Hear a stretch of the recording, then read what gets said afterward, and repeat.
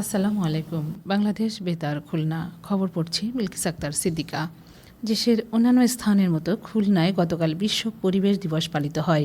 এবছর দিবসটির প্রতিপাদ্য ছিল জলবায়ু পরিবর্তন, আজকের পদক্ষেপ, আগামী নিরাপত্তা। খুলনায় এ উপলক্ষে বিভাগীয় কমিশনার কার্যালয়ের সম্মেলন কক্ষে এক আলোচনা সভা অনুষ্ঠিত হয়।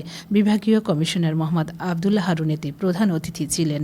জেলা প্রশাসক মিস হুরে জান্নাতের সভাপতিত্বে range DIG Mohammad Mustafizur Rahman, police commissioner Mohammad Zahidul Hasan, বন সংরক্ষক ইমরান আহমেদ, স্বাস্থ্য বিভাগের পরিচালক ডাক্তার শেখ মোহাম্মদ মোশাররফ হোসেন, পরিবেশ অধিদপ্তরের বিভাগীয় কার্যালয়ের পরিচালক খন্দকার মোহাম্মদ ফজলুল হক, খুলনা বিশ্ববিদ্যালয়ের পরিবেশ বিজ্ঞান ডিসিপ্লিন প্রধান প্রফেসর ডক্টর মোহাম্মদ মুজিবুর রহমান, 250 শয্যা বিশিষ্ট জেনারেল হাসপাতালের সিনিয়র কনসালটেন্ট ডাক্তার কাজী আবু রাশেদ এতে বিশেষ অতিথি ছিলেন। এর আগে বিভাগীয় কমিশনারের কার্যালয় প্রাঙ্গণ থেকে এক বর্ণাঢ্য র্যালি বের হয়ে বিভিন্ন সড়ক প্রদক্ষিণ করে একই স্থানে এসে শেষ হয়। বিভিন্ন শ্রেণী পেশার মানুষ এ র্যালিতে অংশগ্রহণ করেন। বিভাগীয় ও জেলা প্রশাসন এবং পরিবেশ অধিদপ্তর খুলনা যৌথভাবে এর আয়োজন করায়নের পাশাপাশি সবুজায়নকে সর্বোচ্চ অগ্রাধিকার দিতে হবে। প্রধানমন্ত্রী তারেক রহমানের সরকার বছরে অন্তত 5 কোটি করে আগামী 5 বছরে দেশব্যাপী 25 কোটি গাছের চারা রোপণের একটি যুগান্তকারী কর্মসূচি গ্রহণ করেছেন।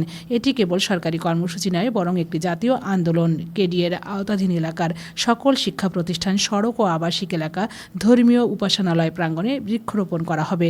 তিনি গতকাল কেডিএ স্কুল অ্যান্ড কলেজ প্রাঙ্গণে বৃক্ষরোপণ কর্মসূচি উদ্বোধনকালে প্রধান অতিথির বক্তৃতায় একথা বলেন। কেডিএ চেয়ারম্যান বলেন, জলবায়ু পরিবর্তনের ঝুঁকি মোকাবেলা এবং শহরের তাপমাত্রা নিয়ন্ত্রণে রাখতে সর্বস্তরের মানুষের বেশি করে গাছ লাগানো উচিত। শুধু চারা রোপণ করলেই হবে না, বরং প্রতিটি চারার সঠিক পরিচর্যা নিশ্চিত করতে হবে।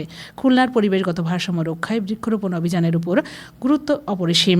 কেডিএর প্রধান প্রকৌশলী ও কেডিএ স্কুল অ্যান্ড কলেজের সহসভাপতি ইঞ্জিনিয়ার কাজী মোহাম্মদ সাবিরুল আলম এবং কেডিএ স্কুল অ্যান্ড কলেজের অধ্যক্ষ মোহাম্মদ মনিরুল ইসলাম সহ কলেজের প্রভাষকরা এ সময় উপস্থিত ছিলেন।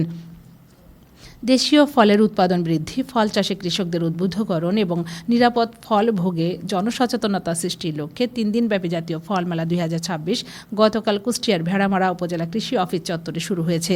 উপজেলা নির্বাহী কর্মকর্তা প্রধান অতিথি হিসেবে এর উদ্বোধন করেন।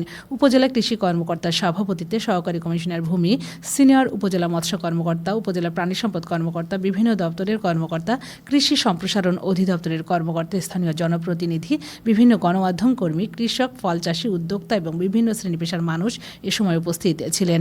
মেলায় দেশীয় ও উন্নত জাতের বিভিন্ন ফল, ফলের চারা, আধুনিক ফল চাষ প্রযুক্তি, ফল সংরক্ষণ পদ্ধতি এবং কৃষি উদ্ভাবনমূলক প্রযুক্তির বিভিন্ন স্টল স্থান পেয়েছে।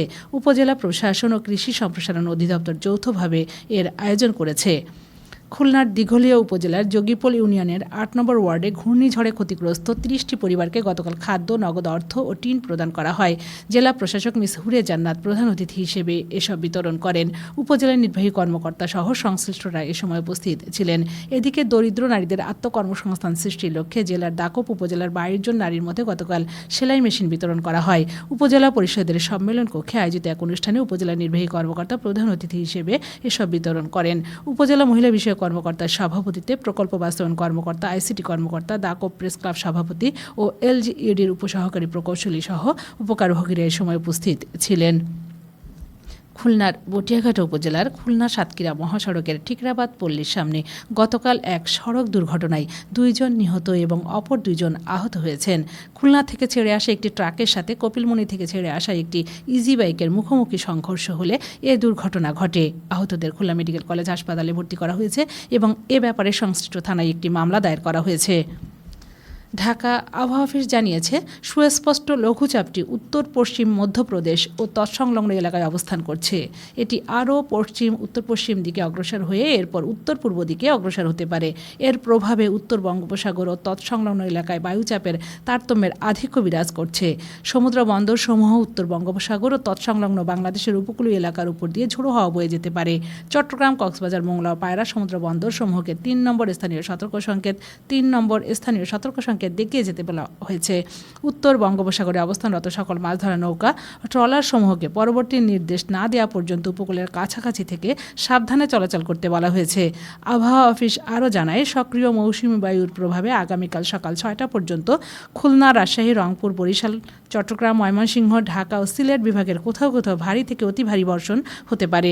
এদিকে আজ বেলা 1টা পর্যন্ত পূর্বাভাসে বলা হয়েছে, খুলনা, যশোর, কুষ্টিয়া, রাজশাহী, রংপুর, পাবনা, দিনাজপুর, বগুড়া, টাঙ্গাইল, ময়মনসিংহ, ময়মনসিংহ, ঢাকা, ফরিদপুর, বরিশাল, পটুয়াখালী, নোয়াখালী, কুমিল্লা, চট্টগ্রাম, কক্সবাজার ও সিলেট অঞ্চলে দক্ষিণ অথবা দক্ষিণ পূর্ব দিক থেকে অস্থায়ীভাবে ঘন্টায় 45 থেকে 60 কিলোমিটার বেগে দমকা অথবা ঝোড়ো হাওয়া বয়ে যেতে পারে। সেই সঙ্গে বৃষ্টি অথবা বজ্রসহ বৃষ্টিপাতের সম্ভাবনা রয়েছে।